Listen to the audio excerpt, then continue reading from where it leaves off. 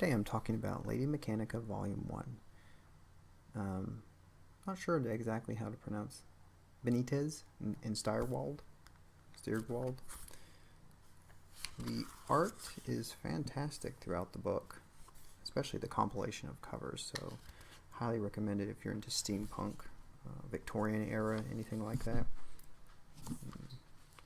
They have lots of buckles and lace and all sorts of stuff like that on the costumes, so it's great.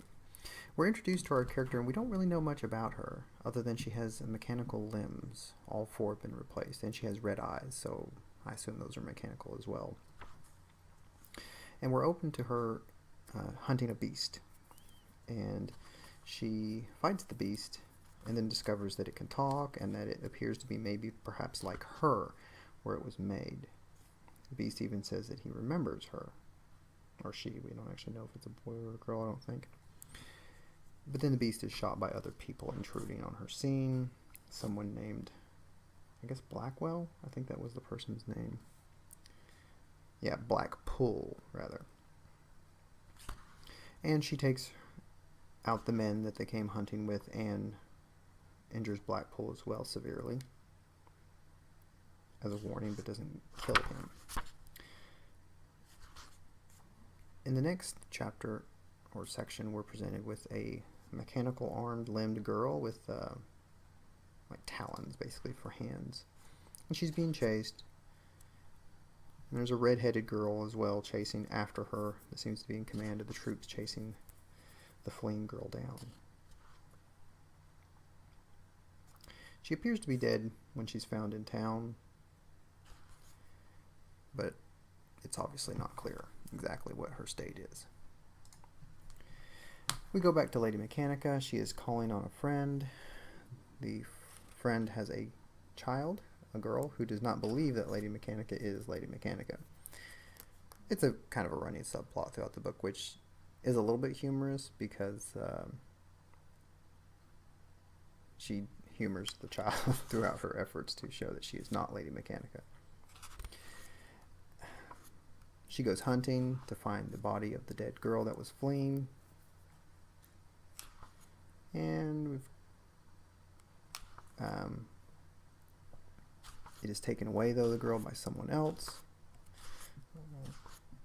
She runs into the red-headed girl. They obviously have past beef, but we're not privy to everything that went on with that. So her friend, another friend, helps her get to a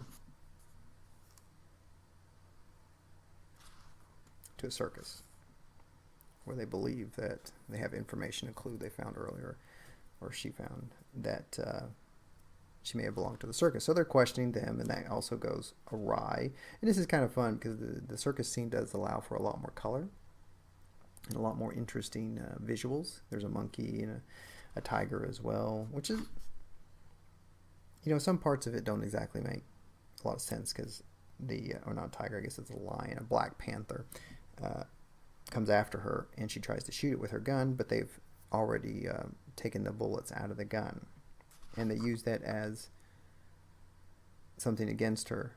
But I mean, come on, anybody sees a black panther coming after them, if they have a weapon, I'm pretty sure they're going to use it. So it's just very, they're just, I guess in some sense it is realistic in that if you want to see someone's actions as bad, if you want to interpret them that way no matter what, because she's an outsider to gypsy circus, you will.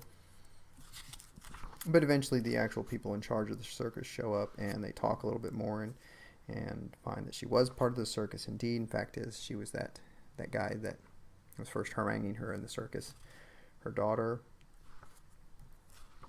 And they decide to go infiltrate a ball, which again, this is great because, oh well, first we go to Mechanicon, something like that it's called, which is kind of funny. Of course, now we see Lord Blackwell, which is, I guess, another complaint. They've been keeping him kind of in shadow, and you haven't been able to see him fully, just that he has the mechanical lower jaw. And they show him fully, finally, but there's not a lot of payoff because he just looks like a guy with a mechanical jaw. And of course, he's in black and red, I guess just to make sure that we know he's a bad guy. But he shows off his new airship, and that's where the ball is at, the masquerade ball. And they do infiltrate that. And the masquerade ball, though, is very cool because we have another excuse for super elaborate costumes, very colorful, awesome costumes. So that's great. Love that. We also find a kitty that's had one of its paws with a mechanical replacement, and they run into a spider critter. It was actually the boyfriend of the girl with talons, but kind of looks like a drider. It just has a head now. It's almost like just a head piece attached to a spider mechanical body. But we also find out that Blackpool has apparently a brother, and he's the one that's the genius behind most of the actual work. Which that actually seems like a much more interesting story than what we're dealing with just immediately, in a way. Although I have to say, all the side characters in the book are very interesting, like the gypsies, very interesting. Lady Mechanica's two male friends that she uses for help, for assistance in certain things in here, very interesting. Even the snarky girl that doesn't believe she's Lady Mechanica is very interesting. But the thing is and this is kind of sad because the Lady Mechanica itself has very striking visuals for the actual character herself, but she seems to be a bit more along the lines of she does whatever we need. So at the opening, when she's meeting that mechanical beast and she's tracking it down, she's very human and empathetic. But then when somebody else kills it, she reverts to a merciless killer. When she's talking to the snarky girl, she humors the girl and kind of goes along with her claiming that she's not Lady Mechanica. With the gypsies, she is somewhat incompetent in that she got the bullets picked out of her gun and didn't realize it. But she's also, I don't think in the book, she never loses a physical contest. And I guess this leads to, and of course they find the girl. She's revived, but she runs off freakish. And I guess this is one of my more the larger complaints of the book, that the mysterious stranger who's throughout the book doesn't answer whether, if he knows who made her, who gave her mechanics, because she doesn't apparently remember any of her past. Well, he just doesn't answer. He says, I cannot say. But he hesitates, and we're pretty sure that there's more to it than that. And I guess that mysterious stranger's name is Mr. Kane. There's a lot of unanswered questions, like why doesn't he just tell her, I don't know, or I made you, or I know who made you. I mean, it's not real clear, and I guess that could be a payoff for later on, but I just don't know if that's something that we really can do as a payoff. It's like almost I'm going to keep this mysterious and not answer these questions, and you just have to see later on if they pay off. But I kind of want it to pay off. It doesn't have to be answered necessarily, but I need to know that it will be paid off, and you're not just leaving something mysterious, can't say, that sort of thing. And so Mr. Kane says he'll look after the girl. She flees, but she's alive, and they escape. It all seems fairly well done. And there's a cover gallery at the end. I'll try to see if I can throw up at least a little bit of the pictures. But the cover gallery is quite awesome, actually. It's very, very cool. So all the side characters in the world I find interesting, but they don't explain, like, how tough are her limbs? Like, can she take a bullet shot and it's fine? Sword? Are they easily damaged? How do you repair them if they are damaged? Or are they just invulnerable?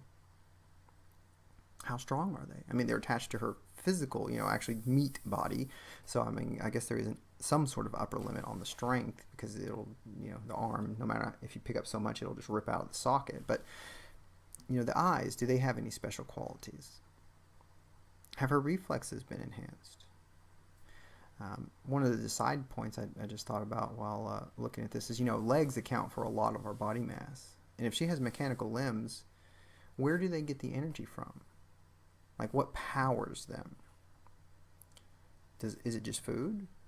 If it's not food, something else, then her caloric intake would be greatly reduced, which would be really great for obviously excursions, which does show off later on that she does go on excursions. She would need like half as much food as a normal person. But that given aside, like I said, found the side characters very interesting. They all wanted to know more about them, but the main character is a little uninteresting just because she is so whatever she needs to seems to be needed at the moment.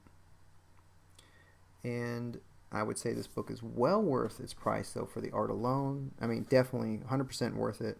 I think its list price is $20. Definitely worth it if you're a steampunk fan. And obviously you can find it somewhere cheaper. That's awesome as well. But I would highly recommend it. Also for just the art alone. The story is a little... It's really unresolved. The girl is alive at the end, but she doesn't really know a whole lot more. And sad thing is, we don't really know a whole lot more about this world because steampunk's like technology seems to be more everywhere. Like it's a bit much more commonplace. But I'm intrigued. I'm interested, but I'm also kind of worried that the writer can't explain the world very well because maybe they haven't thought it out all the way. Like I said, with the limbs, how tough are they? How strong are they? How much can she lift? All those sorts of questions that kind of do matter, at least for the writer to know, so that there's some consistency. And now maybe that's what I feel is the inconsistency with the character. It's kind of like what works in this moment. She needs to be humane. She needs to be vicious. She needs to be merciful. Now she needs to kill. I don't know really what to do with that sort of a character. But that is just a short talk about the Lady Mechanika Volume 1. Like I said, awesome artwork.